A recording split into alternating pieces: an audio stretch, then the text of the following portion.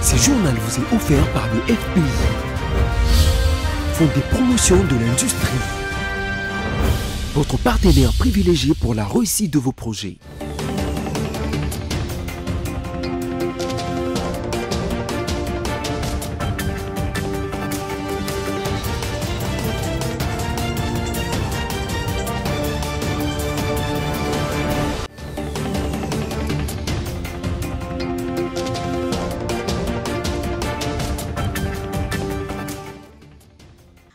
Bonsoir Madame, Messieurs, bienvenue sur BC Télévision pour ce journal du vendredi 18 avril 2025.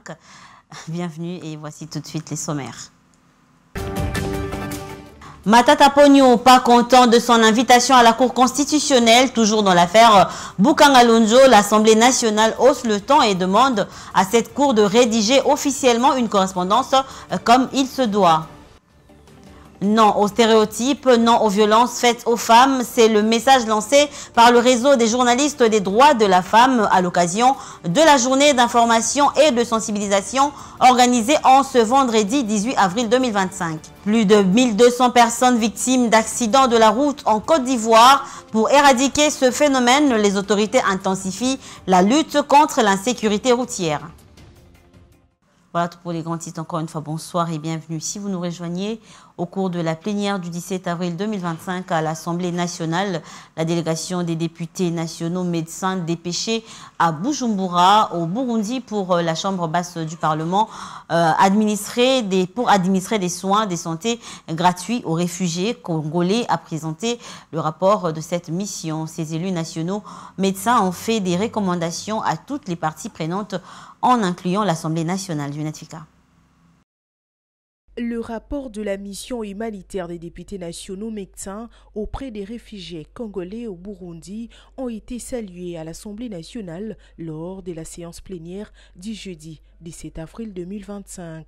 Il s'agit d'un rapport des détails de tous les desiderata que connaissent ses compatriotes congolais ayant fui les violences dans l'est de la République démocratique du Congo où l'armée rwandaise et ses supplétifs sèment ténèbres et désolation. Il est de voyages qui marquent à jamais une conscience.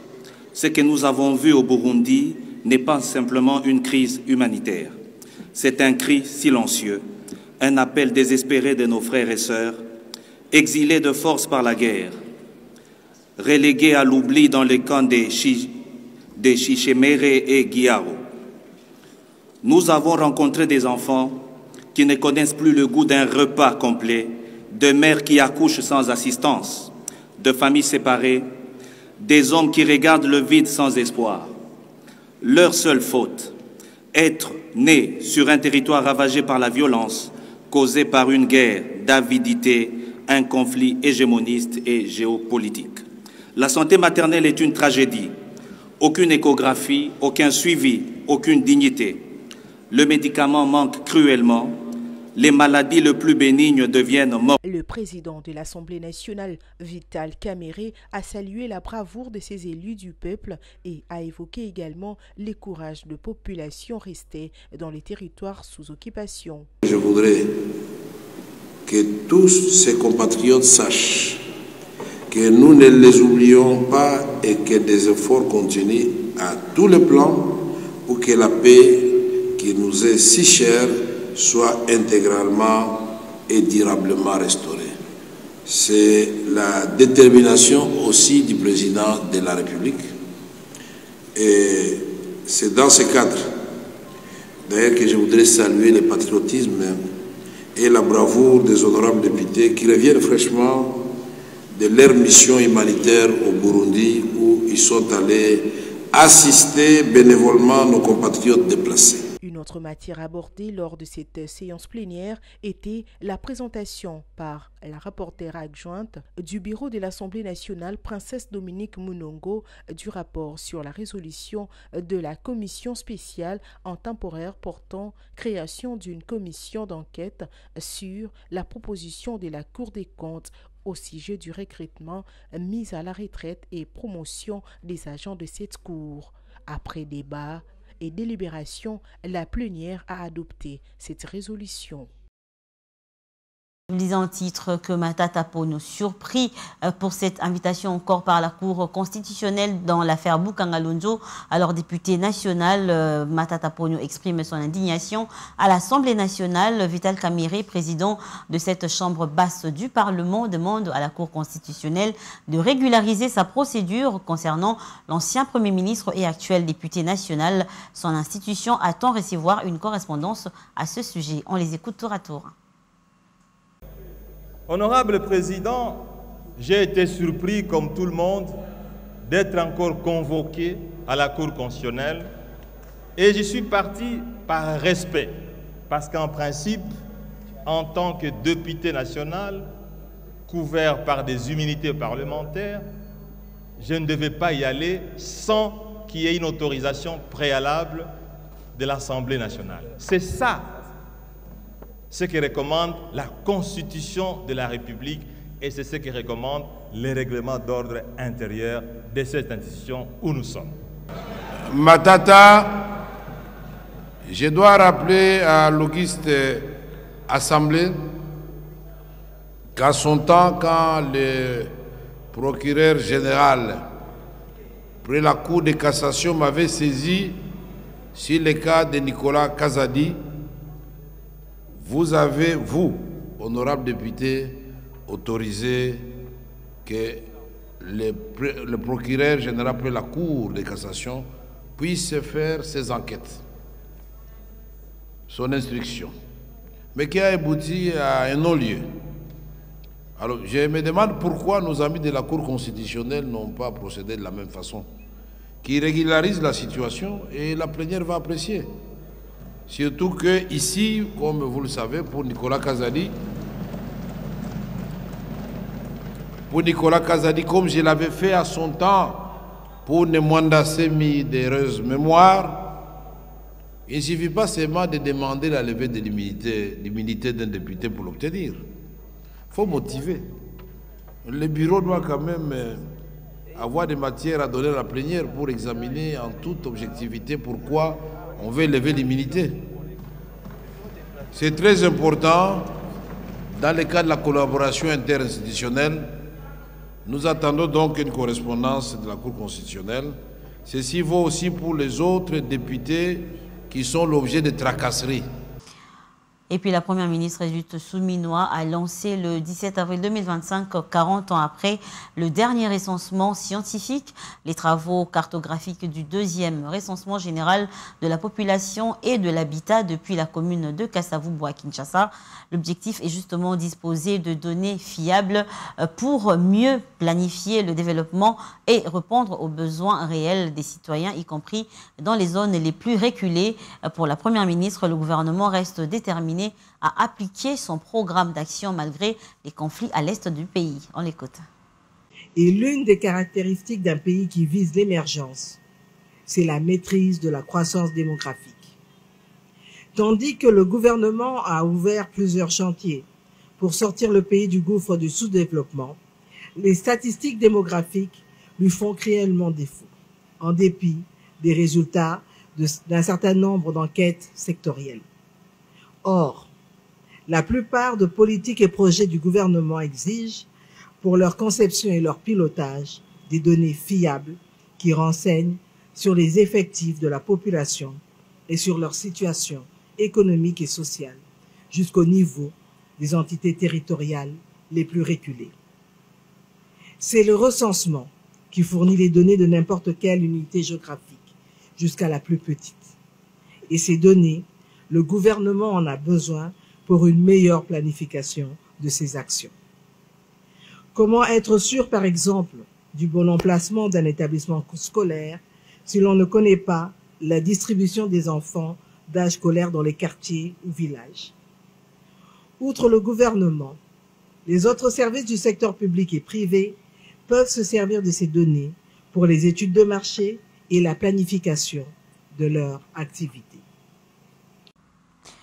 Vous l'avez certainement su qu'une guerre commerciale a été déclenchée par le pays de Donald Trump, les États-Unis d'Amérique, dans le cadre des avancées de la République démocratique du Congo dans la mise en œuvre de la ZLECAf. Le ministre du Commerce extérieur, Julien Paluku Kaongia, lors d'un point de presse co-animé avec le secrétaire général de ZLECAf à l'issue de la 16e réunion du Conseil des ministres du Commerce de cette organisation, tente de répondre pour le compte de l'Afrique. On l'écoute. Tout le monde sait que l'union fait la force. Le fait de se retrouver dans une union, ça permet d'équilibrer les niveaux de développement. Les uns bénéficient de la force des autres. Face par exemple à cette menace de hausse des douanes par les Américains, dans le Conseil des ministres, nous avons évité de prendre des positions individuelles. Chaque pays ne va plus prendre une position pour dire non, face à la hausse des frais de douane des États-Unis, voici ma position. Et donc si nous consolidons la ZLECAf, eh bien, l'Europe pourra dire un jour, j'ai fait ceci. Nous aussi, et Afrique, nous réunissons, nous disons, voici les mesures de réciprocité.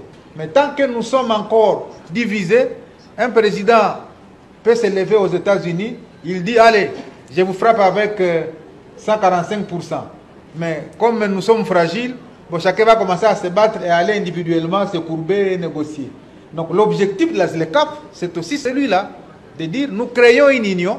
À chaque fois qu'il y a des enjeux mondiaux qui se présentent, eh bien, on prend une position commune, on peut se dire, à partir d'aujourd'hui, aucun pays africain ne puisse exporter sa matière première vers tel pays. Toutes ces industries européennes et américaines ne fonctionnent qu'avec la matière première qui vient de l'Afrique. Dans un autre chapitre, le réseau des journalistes des droits de la femme a organisé ce vendredi 18 avril 2025 à Silikine Village une journée d'information dénommée « Casser les chaînes du sexisme envers les femmes » dont ont pris part plusieurs journalistes, des personnalités politiques ainsi que des jeunes filles et garçons qui ont été sensibilisés à travers cette journée. Roger Matadi pour le reportage. Initié dans les cadres de la campagne Respecte-moi, qui vise à dénoncer les violences symboliques faites aux femmes, à décortiquer les stéréotypes et souvent prononcés dans les discours de plusieurs, ainsi qu'à promouvoir une présentation digne de la femme et dans le média, tout comme dans toute la société. Que les réseaux des journalistes pour la promotion des droits de la femme a organisé une journée de sensibilisation et d'information dénommée Casser le chaîne du sexisme envers les femmes, déconstruire les stéréotypes et la désinformation. Cette activité a été organisée dans l'amphithéâtre de Silikine Village où a pris part plusieurs professionnels de médias, de personnalités du pays, ainsi que les jeunes étudiants et autres. Un mot des circonstances a été prononcé par la coordonnatrice des RGPF, Magimbuku Muzembe, qui avait expliqué l'importance de cette journée. Au nom du réseau des journalistes et de la promotion des droits de la femme de RJPF, je vous souhaite la bienvenue à cette journée d'information placée sur le thème des enfants. Après exactement 3 mois de son inauguration, le Centre culturel et artistique des pays de l'Afrique centrale est sur des avancées positives conformément à sa mission lors d'une conférence de presse organisée le jeudi 17 avril 2025 en marge de la présentation de son bilan du premier trimestre. Son directeur général, le professeur Baloufou Bakupa Kaninda, se dit fier de ce qui a été fait jusqu'ici. Reportage. 3 mois se sont écoulés. 3 mois d'action et des défis depuis l'inauguration du Centre culturel et artistique pour le pays d'Afrique centrale. Le jeudi 17 avril 2025, le directeur général de ce centre, Baloufou Bakupa Kaninda, a rassemblé différents organes de presse pour présenter le bilan des avancées de ceux-ci. Il a saisi donc cette occasion pour dresser la liste des principales actions menées pendant ce premier trimestre, notamment Debout Peuple du Congo à travers cet organe qui s'est engagé sur le front de la solidarité nationale en organisant une collecte de fonds destinée aux populations victimes de la guerre à l'est de la République démocratique du Congo. Le centre, c'est un ouvrage énorme qui est toujours en rodage. Il a fallu faire des tests qui n'ont pas été faits avant. Nous avons fait des activités ici, des grandes activités dont Missa Congo, Debout Peuple du Congo, qui a été, je crois, un des programmes de mobilisation patriotique. Nous mettons en place nos propres activités. Tous les dimanches, nous montrons un film nous avons un public qui grossit de plus en plus et qui est ému de découvrir d'abord le cinéma sur grand écran et de découvrir l'histoire du pays à travers les... Et pour ce qui est de la polémique sur la mésentente avec l'INA, Institut national des arts, le directeur général Baloufou a tenu à éclairer l'opinion quant à ce.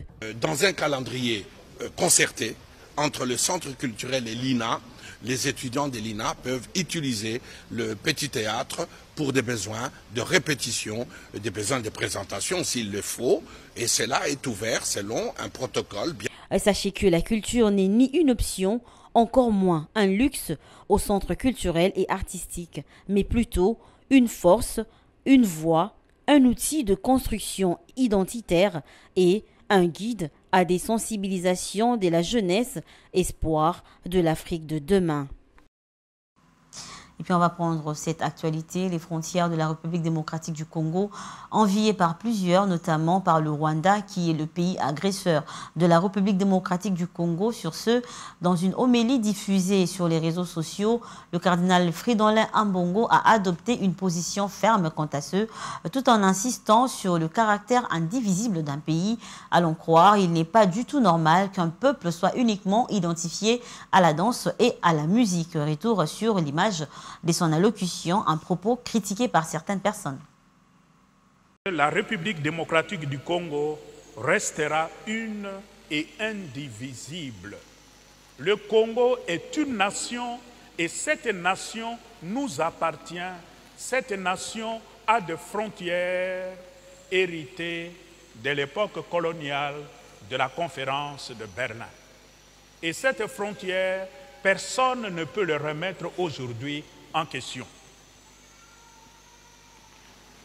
Mais face aux drames humanitaires et sécuritaires, surtout à l'est de notre pays, j'exhorte les uns et les autres à écouter l'appel de Jésus qui les invite à aller en profondeur, à quitter la superficialité et la médiocrité. Il n'est pas normal que le peuple congolais soit seulement identifié à la danse, à la musique et encore à quoi? Rien de sérieux. Ça, c'est la vie superficielle, c'est la vie médiocre. La vie médiocre. Ça, si je le dis en titre, pour sensibiliser la population, les autorités de la Côte d'Ivoire s'associent cette année au festival FEMUA dans le but d'améliorer la sécurité routière, car chaque année, plus de 1200 personnes perdent la vie dans des accidents de la route. De cette route très fréquentée, le ministère des Transports distribue gratuitement des casques de moto. Près de 2000 motards devraient bénéficier de cette opération. Pour cause, un tiers des morts sur la route en 2024 circulaient en deux roues. C'est sur une moto, tu n'as pas de casque. Tu es en danger, non? Donc ton crâne est exposé. Donc il faut préserver ta vie. Les autorités qui ont installé plus de 170 radars à Abidjan entendent aussi accélérer la répression sur ce sujet. 95% des accidents sont dus au fait que les usagers ne respectent pas le code de la route. Mais aujourd'hui, on a un opérateur technique qui permet de faire de la vidéo-verbalisation. L'idée pour nous n'est pas de faire des recettes. L'idée pour nous, c'est d'amener les gens à comprendre qu'on ne peut pas faire n'importe quoi sur les voies ouvertes à la circulation. Une stratégie qui a permis de faire baisser de 25% le nombre de morts sur la route ces 5 dernières années. Mais ce fléau continue de faire plus de 3 victimes chaque jour.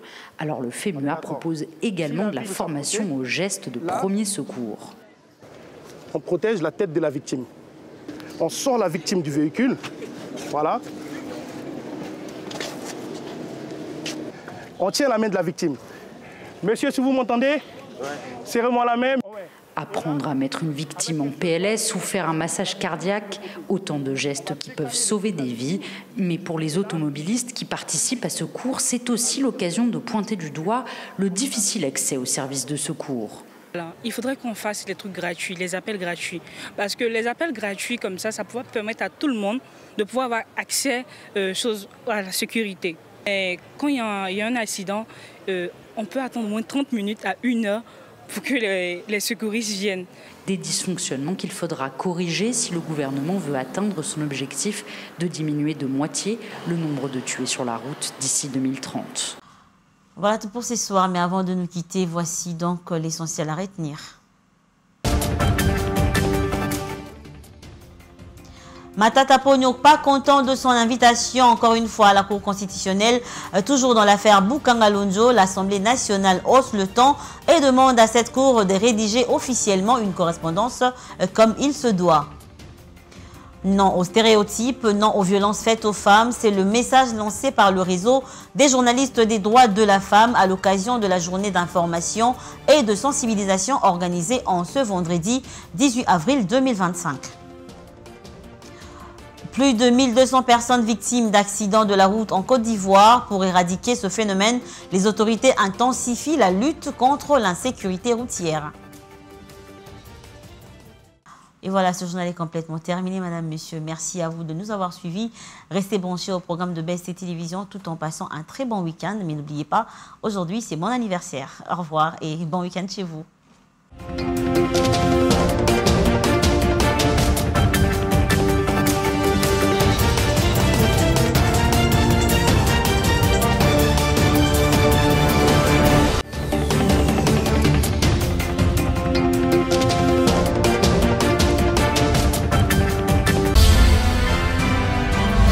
Ce journal vous a été offert par le FPI, Fonds des promotions de l'industrie, votre partenaire privilégié pour la réussite de vos projets.